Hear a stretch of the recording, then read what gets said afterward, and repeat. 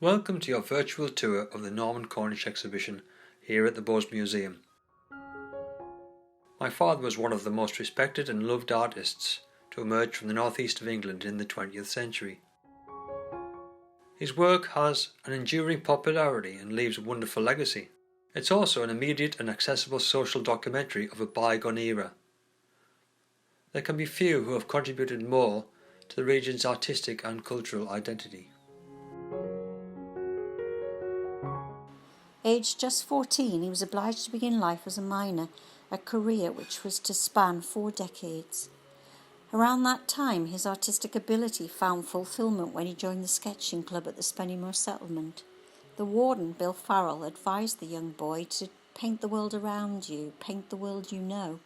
His inspiration did indeed come from that world he knew, his own slice of life. A small town in the Durham coalfield may seem an unlikely source of inspiration, but for Norman Cornish this wasn't a constraint. Among the community he found an infinite variety of humanity for his subjects.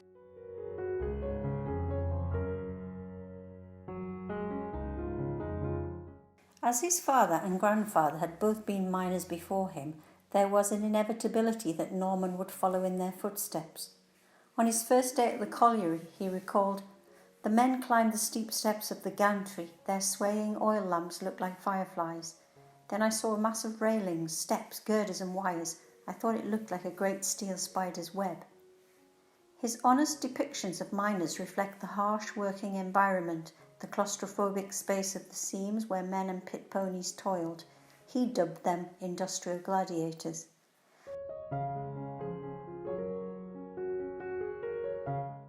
Norman painted many versions of the pit road. It was a road that he walked for some 30 years or more, so naturally it became a significant part of his life. With telegraph poles looming like crucifixes, characters struggle along in a kind of Calvary scene. To watch the man ahead plodding resignedly was a subject he felt demanded to be drawn again and again. It's not unusual for artists to paint the same scene many times. Monet painted many versions of haystacks, each remarkable for its range of light and weather conditions. Similarly, Norman was compelled to recreate the pit road in all kinds of weather and in all seasons. He once recalled how a droplet of rain in his eye caused an explosion of colour, likening the light of industry to the stars at night. Hence why we sometimes see his pit road scenes with glowing lights, reminiscent of Van Gogh's The Starry Night. This is a fine example of a scene my father explored over and over again. It shows the end of the journey on the pit road as the miners approached the colliery. The dip in the path was caused by mining subsidence, which occurred shortly after my father began working in Deaner Chapter. This scene was one of my father's earliest memories of his first experience of working life. He imagined the swaying lights of the miners' lamps as fireflies trapped in a great steel spider's web. My father would have been able to draw and paint underground scenes like this from memory. It was part of his daily life in the mine. It showcases how cramped the working environment could be. Pit ponies were an integral part of every miner's working life. There was a very strong bond between the miner and his pony.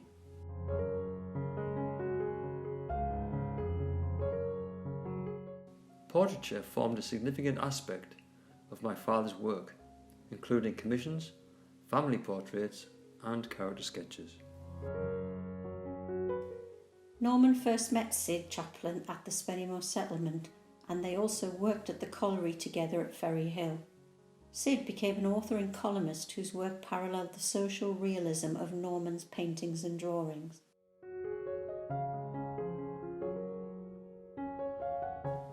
We know of over 20 self-portraits that my father did, and perhaps this is his finest. This portrait shows a mature, confident artist. Norman rarely dated his work, although portrayals of family life were sketched in the 1950s and early 60s. His work reflects the core features of mining communities, the pit, the pub, and the sociability of street life, with its chip van, horse-drawn carts, miners at leisure, women in wraparound pinnies gossiping and and children playing. My father left behind a lovely record of our family life.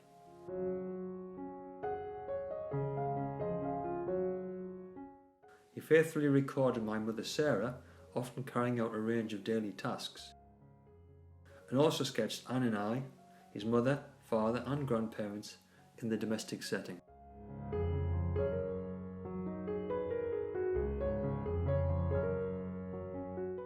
My father's first oil painting was a study of his sister Ella, which he painted in one day in his parents' bedroom. This was exhibited in 1940 at the Laying Art Gallery in Newcastle, in the works of artists of the northern counties. The dry media of charcoal, chalks and pastels became my father's favourite tool for portraits.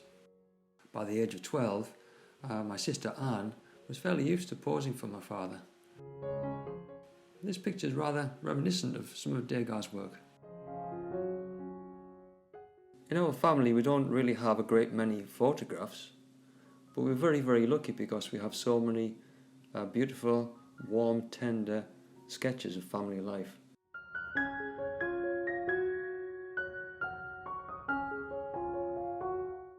And this is a very early one of my mother and my sister Anne.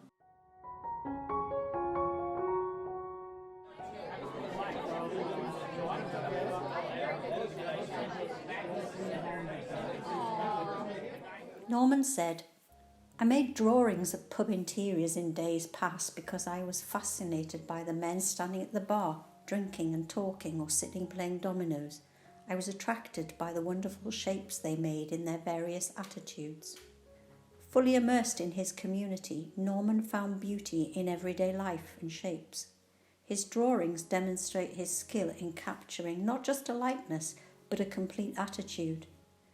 Sketches of a darts player, a group playing dominoes, men at the bar deep in conversation with whippets at heel are faithfully reassembled in this large-scale composition entitled The Crowded Bar.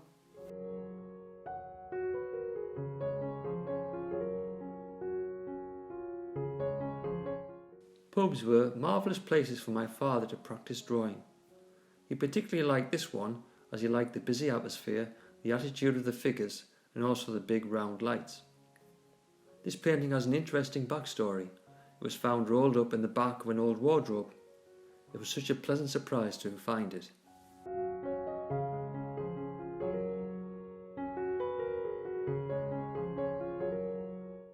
Pubs provided escapism for miners. Dominated by men, they gave an opportunity for pitmatic language or crack about physically hard work, families, allotments and local culture. Men playing darts and dominoes were rapidly sketched by my father to be developed later as paintings.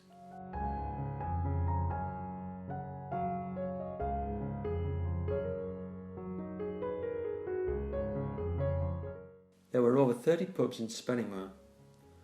My father was accepted into the community he chronicled, and as most of the people in the pubs were work colleagues of my father's, he would go unnoticed as he sat sketching.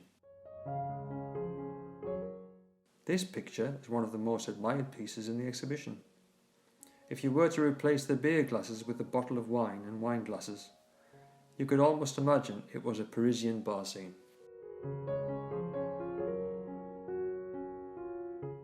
My father made drawings of pub interiors in days past because he was fascinated by the men standing at the bar drinking, talking or sitting playing dominoes. This particular pub was one of very many pubs, but it was actually a favourite of my father's. He loved the convivial atmosphere that he found there. This is an iconic theme of my father's. The two men in question were formerly young miners who went off to fight across Europe and Africa in the Second World War before coming back to their lives as miners. The dog itself was given to one of the two men in lieu of a bet, and the dog itself went on to become a well-known national greyhound champion.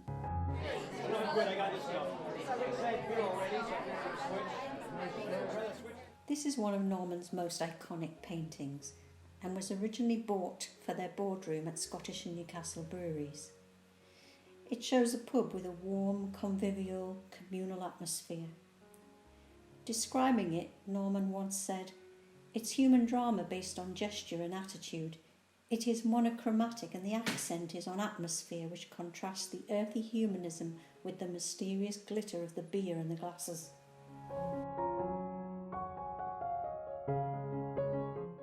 Norman would return to the theme of the pub and its characters throughout his life.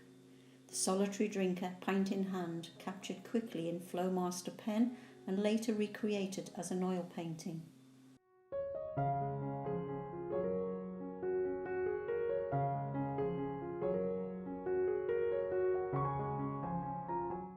In 1980, the Port of Tyne commissioned the River Pageant, commemorating 900 years of Newcastle's history. Absolute accuracy was essential, as this piece would become a historical record of the event. In 1966, for TNT's television's programme Close Up, Cornish in Paris, the artist observed and sketched Parisian street life. Although the visit was productive, he felt his hometown had all that an artist needs in order to depict humanity.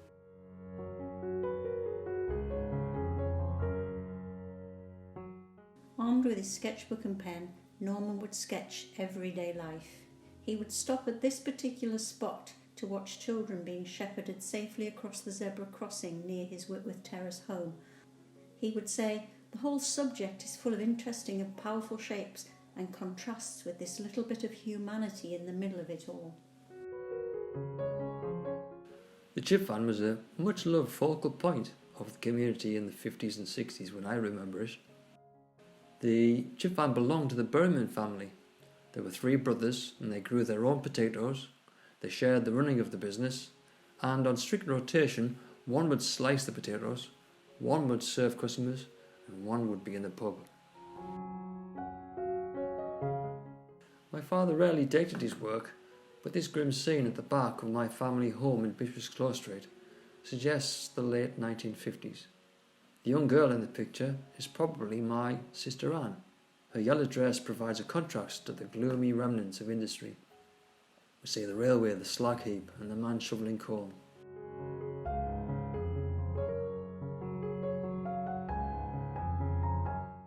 Here we have a group of men discussing the finer qualities of a greyhound. You can almost hear their conversation. Norman would say, "The images are created by the people. I am just the medium."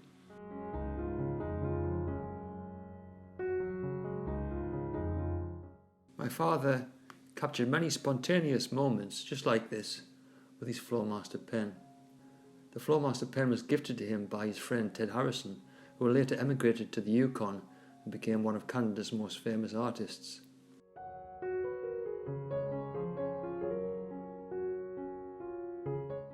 The back of Weardale Street here shows a very typical mining community.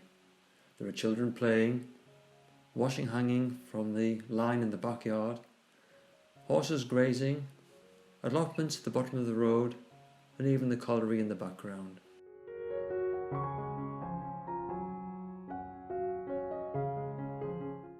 In the late 60s and early 70s, my father did a series of compositions of large heads. This one shows a person with strong features and a chiselled jawline. I think this particular imposing character was one of my father's uncles. You can see a very strong family resemblance.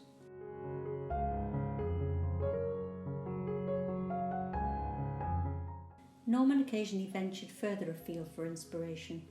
The interesting shape of the pier and the strong rail lines made South Shields an obvious attraction. The anglers watching and waiting after casting their lines were irresistible to Norman.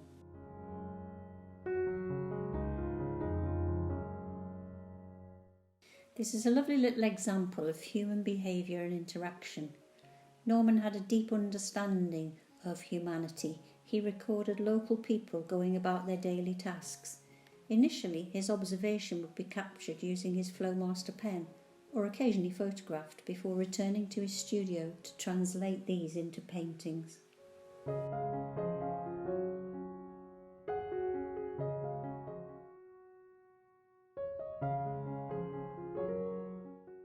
Inspired by Renoir, Norman developed a series of drawings and paintings where one or more umbrellas were the dominant feature in the composition. He said, "I paint human beings. I paint their hopes and their shapes and their attitudes and the feeling I have when I look at them."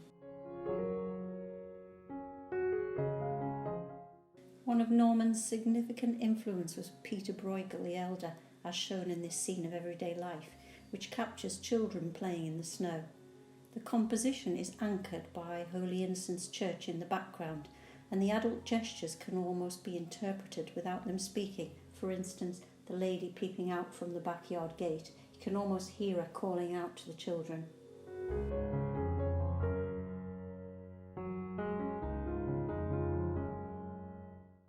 From the late 1930s until 1972, Berryman's Chip Van was a well-known sight in my father's hometown of Spennymoor. This was a popular meeting point, being near pubs and bus stops, where they used to sell fish cakes and chips.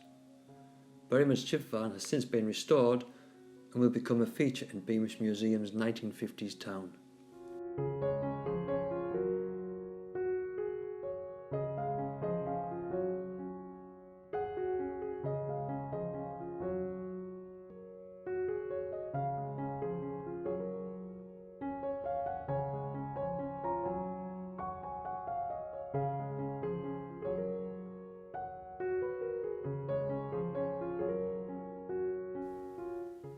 The public response to my father's exhibition at the Bowes Museum has been quite remarkable, and it reinforces my belief that his legacy will go on and will be enjoyed by generations to come.